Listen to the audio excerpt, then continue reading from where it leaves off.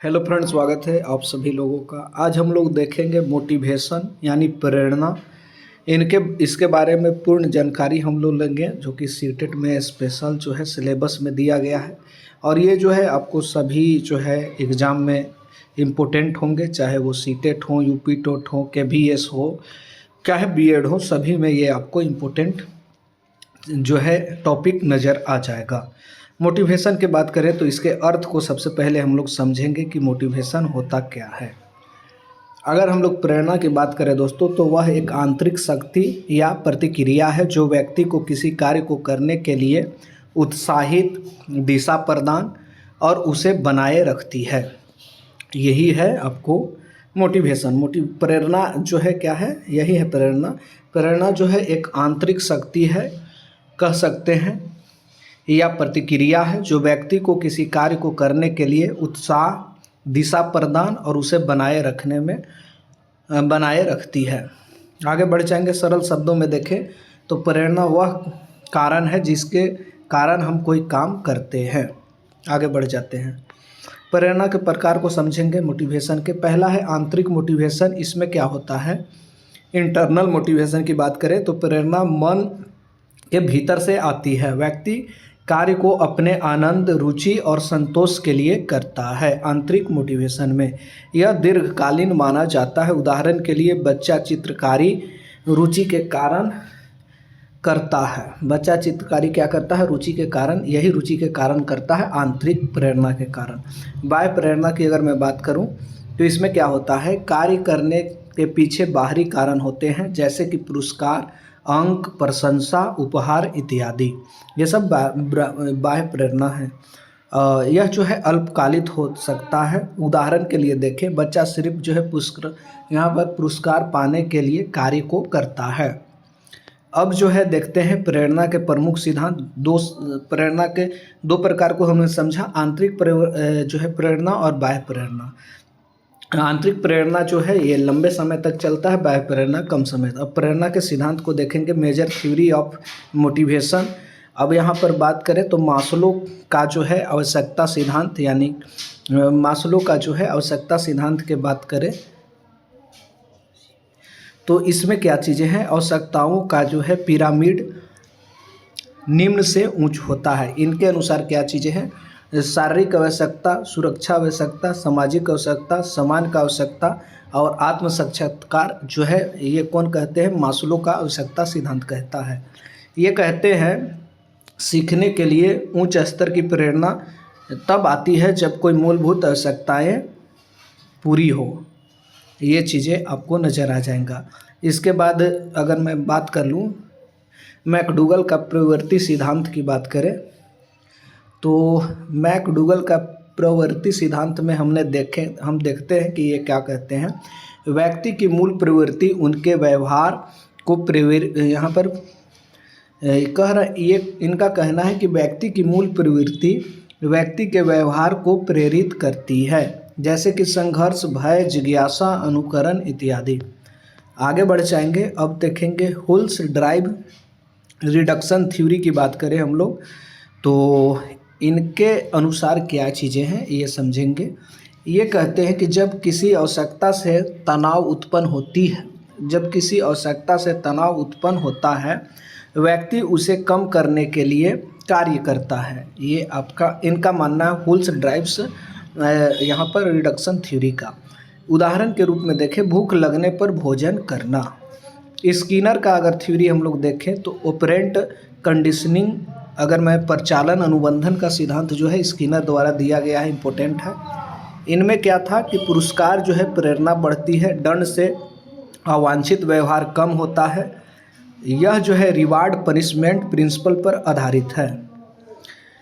यहाँ पर आगे पढ़ेंगे अगला पॉइंट कि अचीवमेंट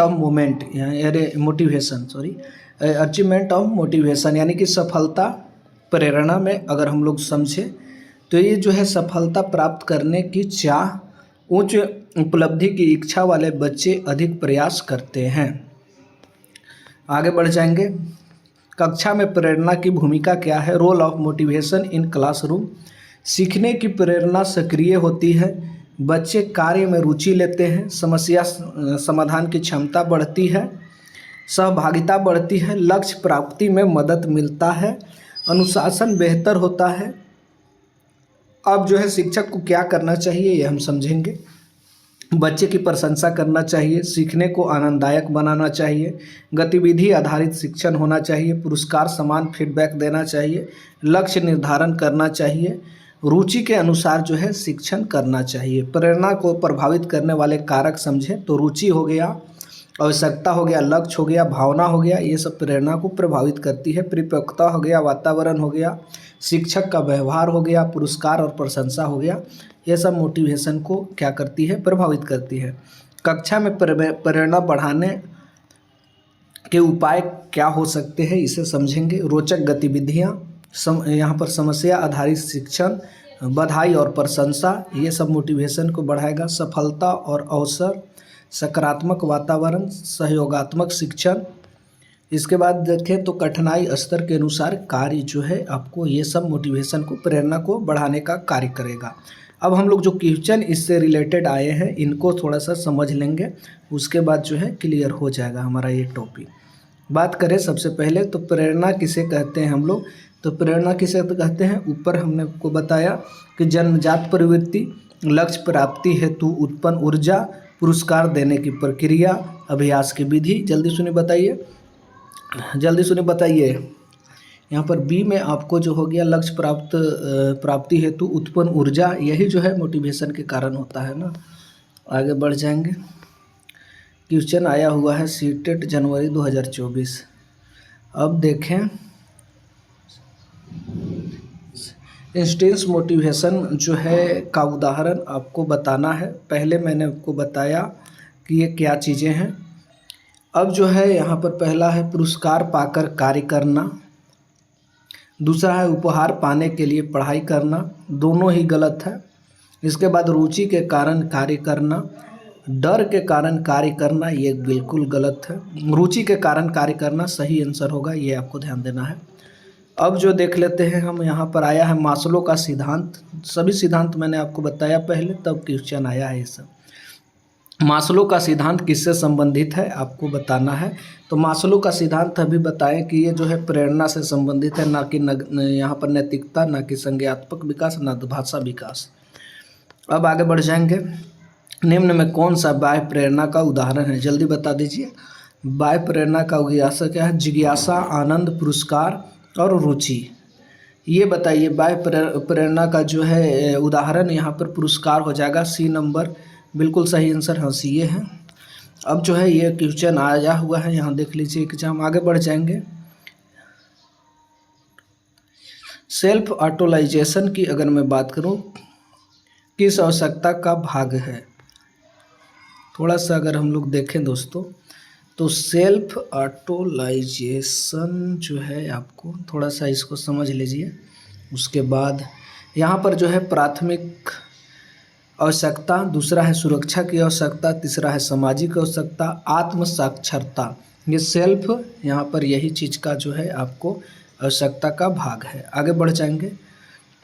आया क्वेश्चन है, किस सिद्धांत में पुरस्कार द्वारा व्यवहार में को मजबूत किया जाता है, बताइए जल्दी सुने।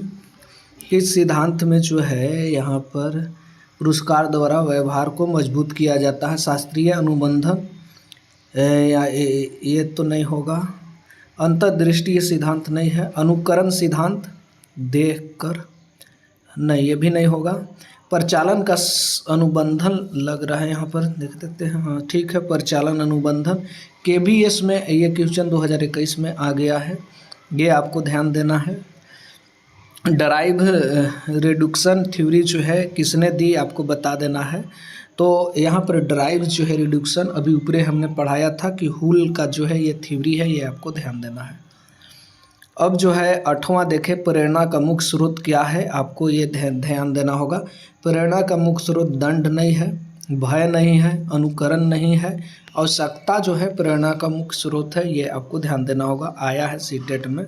बच्चे किससे सबसे अधिक जो है प्रेरित होते हैं, प्रशंसा से, सजा से, आलोचना से या तनाव से। आप अपने से यहाँ पर थोड़ा सा समझिए कि आप किससे ज़्यादा मोटिवेटेड अपने आप को महसूस करेंगे। तो अगर आपका कोई प्रशंसा करे तो आप फूल के कूड़ा हो जाते हैं, वही है प्रशंसा, आगे बढ़ जाएंगे। अचीवमेंट मोटिवेशन का अर्थ क्या है, ये आपसे पूछ रहा है। तो ये जो है अचीवमेंट मोटिवेशन का अर्थ अगर हम लोग देखें तो भय से सीखना नहीं होगा, दूसरों का अनुकरण करना नहीं होगा, सफलता पाने की इच्छा जो है यहाँ पर हो सकता है। हाँ ठीक है, सफलता पाने की इच्छा, सी नंबर बिल्कुल सही आंसर 2018 में आया है क्वेश्चन। अब जो है यहाँ पर लगभग हमने क्लियर कर दिया है सभी। चलिए धन्यवाद।